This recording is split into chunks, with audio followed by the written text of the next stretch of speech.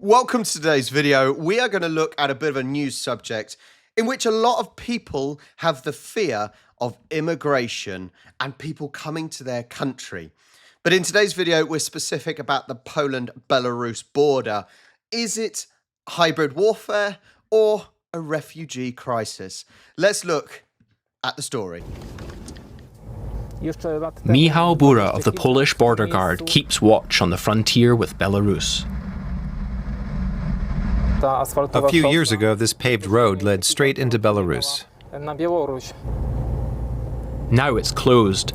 As an external border of the EU, it has to be secured against illegal immigration, among other things.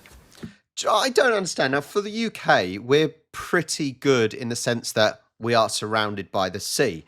And we do have, illegal immigration, not legal, but illegal migration that comes across on the boats. There's no problem with actual immigration, but we're protected almost by the sea. And so they have to travel across the Solent to get across to us. But how do countries manage that are basically landlocked? Because what do? You don't put a wall up all the way around you. I know there's certain things like mountains that kind of act as a natural border, which is, I think, what a lot of countries actually use. But how do you prevent, other than having gates at the roads? This is something that puzzles me, because you can't have a wall all the way around, can you? Surely, no, you can't. Surely, must be some natural borders. Bura and his fellow border guards patrol for migrants waiting for their chance to enter the EU via the forest on the Belarusian side. Seen anyone suspicious? No, it's quiet, only locals. Good, let's hope it stays that way. The Polish government describes illegal migration as hybrid warfare. It has accused Belarus and Russia of deliberately funneling migrants from Asia and Africa to the Polish border as a way of pressuring the West. And nearly all of them have Russian visas. A new migration route has taken shape here.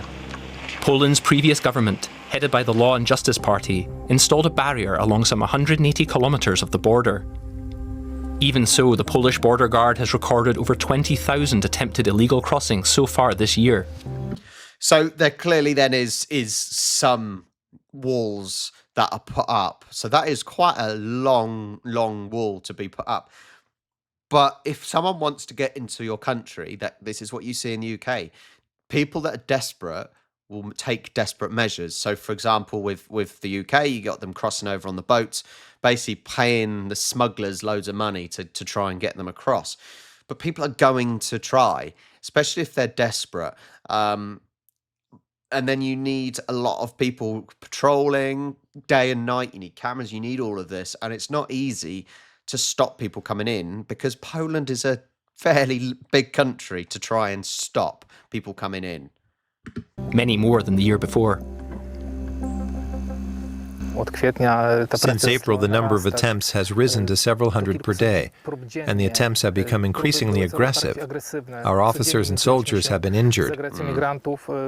Our vehicles and equipment have been damaged, and ultimately a tragedy occurred. One of our own was killed.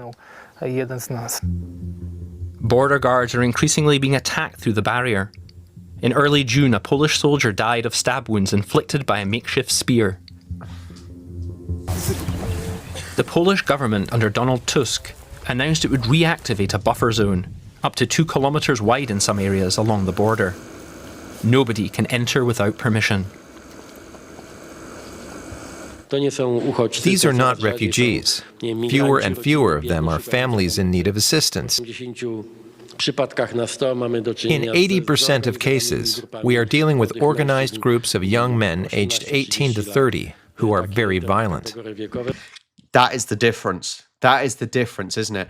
I don't think any country should refuse entry to refugees that are coming from war-torn places, that their homes have been destroyed and it's dangerous to live there.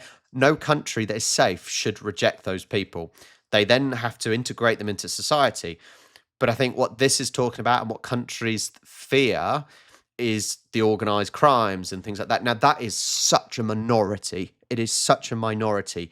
Unfortunately, the right wing normally push that agenda and that rhetoric that all migrants are these smugglers and dangerous and criminals, and that's not true.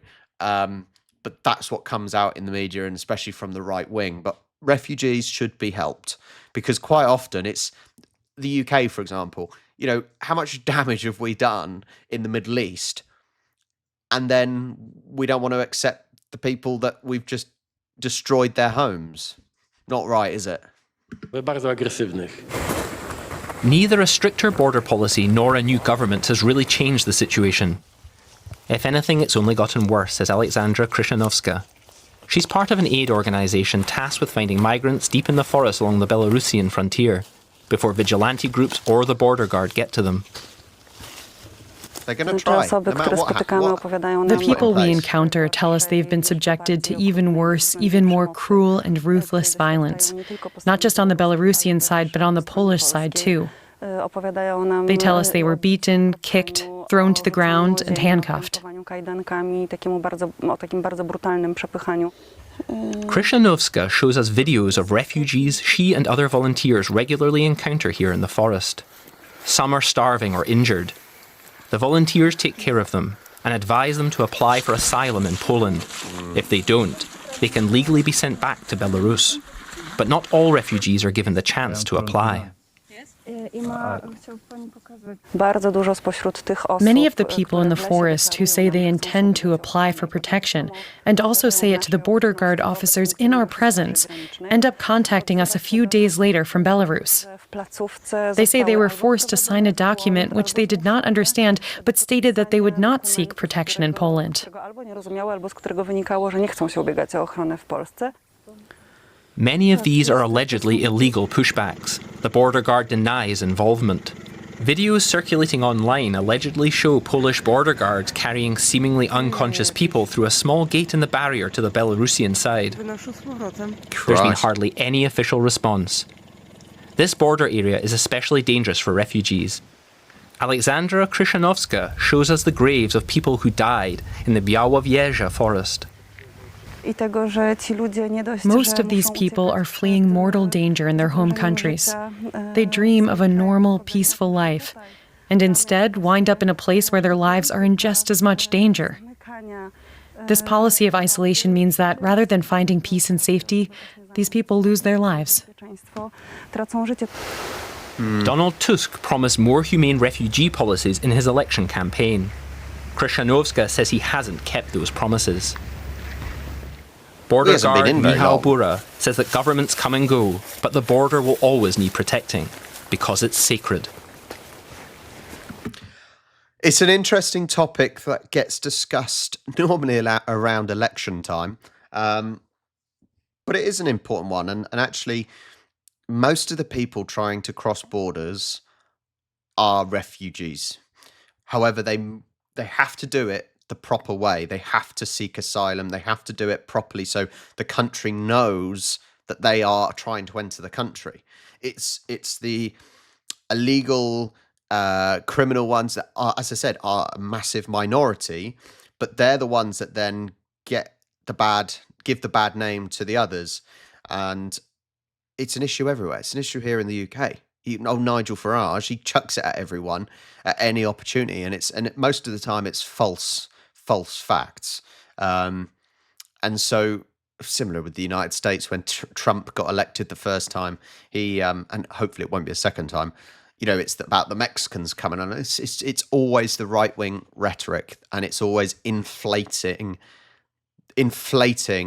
a semi-truth rather than